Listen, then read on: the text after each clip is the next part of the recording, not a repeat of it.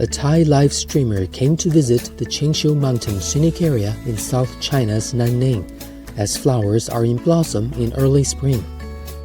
สวัสดีค่ะทุกคนตอนนี้นะคะเราอยู่กันที่ถิงซิ่วซานค่ะจะบอกว่าภูเขาตอนนี้นะคะคือบรรยากาศกำลังดีมากทุกคนคือแบบวันนี้แดดออกดีมากเลยแล้วก็ดูแบบเนี่ยเห็นไหมทุกคนเป็นดอกไม้สีขาวๆคือสวยมากนะคะแล้วก็พอแดด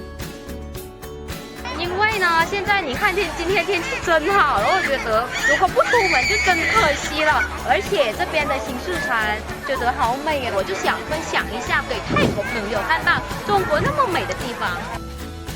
中国其实我觉得啊，有好多景点好玩好看的地方，所以我觉得如果我在这边能帮他们拍几个视频。然后分享到泰国那边去，我那边的泰国朋友能看到中国这边这么美的地方，应该也很开心。然后我也希望，如果他们有机会过来我们中国这边玩一下也可以。To meet tourist demands, local railway authorities opened a train route specially for flower tourism.